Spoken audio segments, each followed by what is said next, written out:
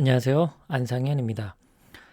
음, 지난 시간에 이어서 이번 시간에도 애니어그램 1번에서 9번 성격 유형 중에서 9번 평화주의자라고 불리기도 하고요. 화합가라고도 불리기도 하죠. 어, 내면의 그런 안정과 평화로움을 추구하고 갈등 상황을 싫어하는 그런 대표적인 특징을 갖고 있는데요. 애니어그램의 지혜 책을 기반으로 해서 구유형이 평상시에 그 알아차림 할 수 있는 연습, 결국 이 알아차림 연습이라는 것은 다른 말로 하면 명상이라고 생각하시면 됩니다. 명상 상태에서 이런 것을 느낄 수가 있거든요. 평소에 좀 명상에 관심을 많이 가지시면 좋을 것 같아요. 오늘 그 핵심적으로 한마디로 표현을 하자면 구유형 입장에서의 이런 알아차림의 그 상담이나 코칭의 주안점은 자신의 몸과 의식적인 관계를 개발하는 것이라고 볼 수가 있습니다. 몸의 감각을 깨우는 것, 자신의 몸 상태를 정확하게 인식하는 것, 그래서 내 안에 그런 힘이 있고 그 힘을 내가 자유자재로 쓰는 것, 이것이 구유형에게는 아주 커다란 그 힘이 될 겁니다. 자, 알아차림 연습. 첫 번째, 왜 노라고 말하고 싶은데도 예스라고 말하는가? 자신이 원하는 것보다 남들의 계획이나 선택을 했던 그런 기억들을 잘 떠올려 보세요. 9번 유형 입장에서 자기가 하고자 하는 그 원하는 게 있는데도 그 부분을 정확하게 표현하지 못하고 상대의 선택을 따르는 경우가 많거든요. 그렇게 함으로써 당신은 무엇을 얻기를 희망했는지 잘 생각해 보시길 바랍니다. 이제 이런 것들이 너무 습관적으로 고착이 되면 이제 자기 자신이 무엇을 정확하게 원하는지도 헷갈려요. 이제 다른 사람들의 그런 선택을 따르다 보면요. 그래서 이런 첫 번째 노라고 말하고 싶은데 예스라고 말하는 이 상황들을 잘 관찰해 보시기를 권합니다. 자, 그리고 9번 유형 입장에서 자주 취하는 어떤 태도가 자기 자신을 평가절하하는 거예요. 그래서 자기 스스로를 가치 있는 사람이라고 잘 여기지 않죠.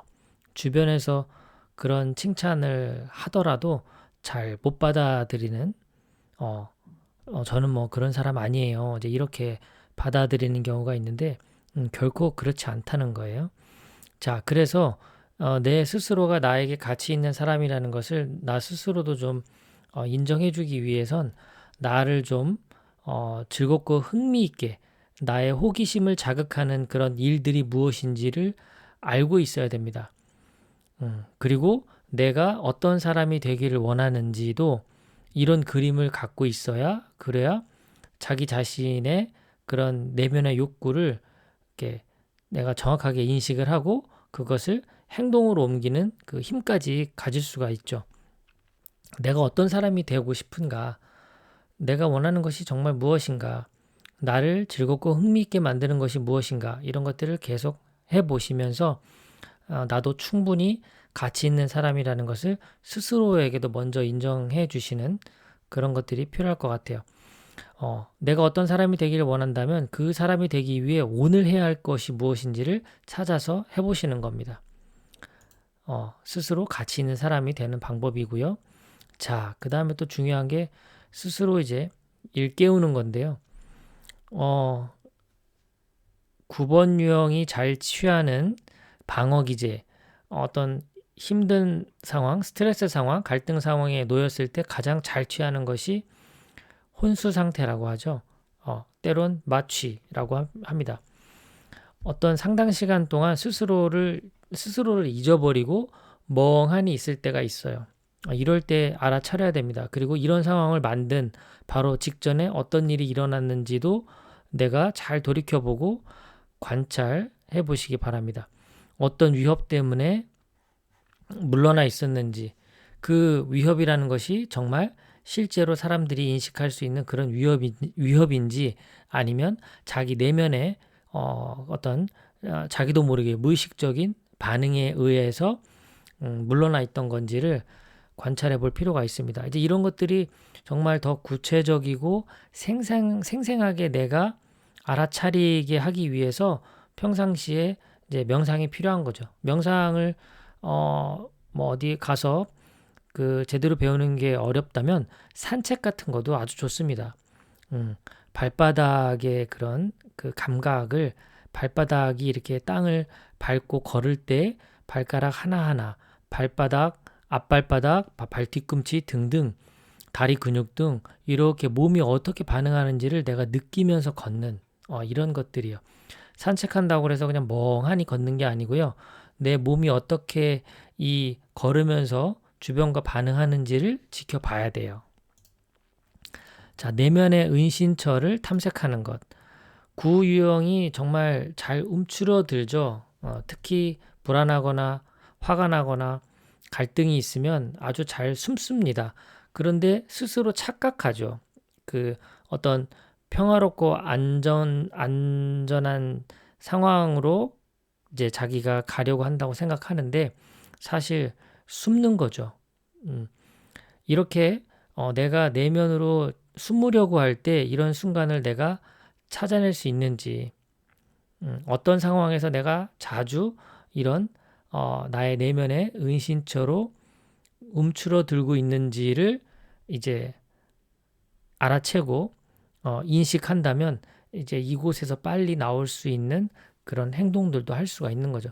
그러니까 결국 명상이든 산책이든 몸의 감각을 깨우는 이유는 바로 이런 상태의 은신처에 머물고 있는 나를 밖으로 끌어내기 위한 그 내면의 힘을 키우기 위한 거예요. 그것이 9번 입장에서는 자신의 신체를 자신 있게 쓰는 것과도 매우 밀접합니다. 관계가 있죠. 자, 그 다음에 이제 숨겨진 힘을 발견하는 건데요. 9번 유형은 장형이에요. 본능 중심의 장형. 근데 스스로는 그런 자기의 어떤 직감이라든가 그리고 어떤 열정이라든가 그런 의지라든가 뭐 욕망이라든가 이런 것들이 내재되어 있는 것을 스스로 잘 몰라요. 그래서 이런 힘을 발견해서 쓰기 시작하면 장형이기 때문에 굉장히 파워풀한 그런 사람이 될 수 있습니다. 그래서 위에 이제 이런 가치 있는 사람이 되는 것과 연결이 될 텐데 당신 안에 수많은 자원들, 내가 가지고 있는 좋은 자원들을 발견해서 그런 긍정적인 자질들을 사용하는 거예요. 그것들을 자꾸 사용하다 보면 이제 그 힘이 계속해서 점점 붙죠. 힘이 붙으면 이제 그 원심력이 작동을 해서 무언가 할 때 더 강력한 힘으로 행동으로든 의지력으로든 이제 그 힘을 쓸 수 있게 되죠. 구유형 입장에게는 되게 중요한 거고요.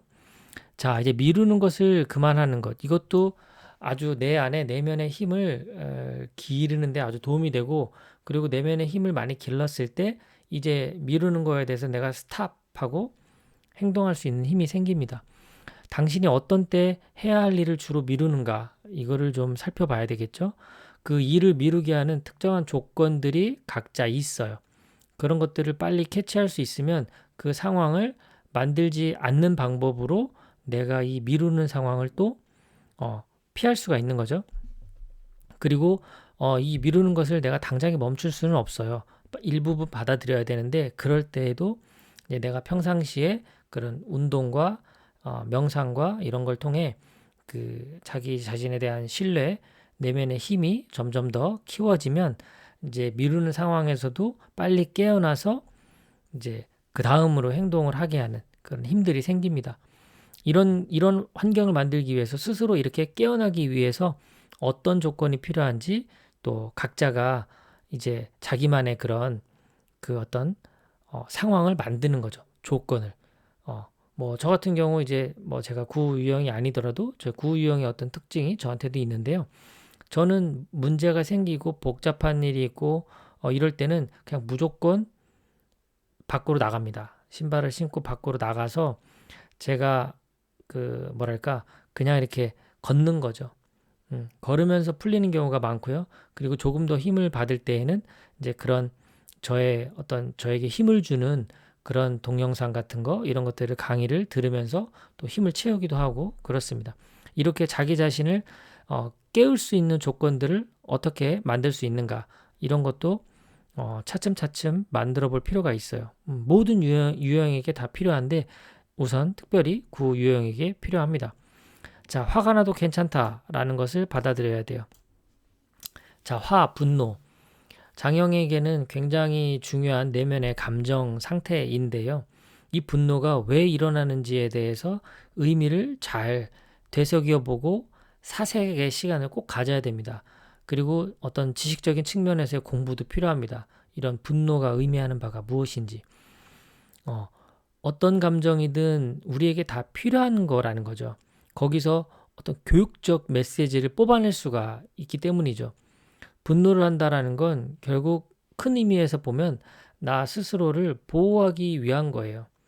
분노를 내가 느끼고 표현할 수 있다는 건 나 스스로를 지키고 보호하는 힘이 될 수 있다는 거죠. 그래서 화가 나도 괜찮다라고 하는 이 메시지가 구유형에게 내면의 힘을 깨우는데 참 도움이 될 겁니다. 그리고 이런 분노나 화 이런 것들은 거절과도 굉장히 또 밀접해요. 거절할 수 있는 또 힘을 키워주는 데에도 이런 분노가 구유형에게는 좀 필요하죠. 나중에 쌓였다가 폭발하는 것보단 그때그때 그 분노 상황에서 내가 어떤 반응을 할 건지를 연습해 보면 참 도움이 됩니다. 그리고 이제 거절에 대해서 죄책감이나 두려움을 느낄 때 이런 반응들에 대해서 잘 지켜보는 거예요. 이런 것들로부터 움츠러들거나 물러나거나 미루거나 하지 마시고 그냥 내 안에서 그런 상태가 지금 벌어지고 있구나, 이렇게 지켜보는 연습도 필요합니다. 자, 구유형 주안점 한마디로 다시 말씀을 드리면 본능 중심의 장형이지만 본능 중심의 거부 지점에 있는 구유형입니다. 그래서 알아차림 연습에 있어서 핵심은 자신의 몸과 의식적인 관계를 잘 개발하는 겁니다. 그러니까 말하자면 자신의 몸의 느낌, 감각 이런 것들을 일깨워서 내 몸이 지금 무엇을 느끼고 있는지를 알아차리는 거고요. 거기서 이제 좀 더 한 단계 올라간다면 자신의 몸을, 자신의 힘을 자유자재로 쓸 수 있을 정도로 힘을 기르는 것, 이런 것들이 구유형의 내면을 일깨우고 알아차리는데 도움이 되리라고 봅니다. 그런 운동들이 좀 불편하시다면 산책하면서 발바닥에서부터 몸의 감각들을 깨우는 것, 이런 연습 좋고요. 그리고 좀 빡센 요가, 어떤 특정 어려운 동작들을 통해서 호흡과 몸의 느낌을 잘 깨워줄 수 있는 이런 동작들을 배워서 해보신다면 많은 도움이 될 것 같습니다. 네, 오늘 구유형의 알아차림 연습 방법에 대해서 정리해 봤습니다. 고맙습니다. 편안한 하루 되십시오.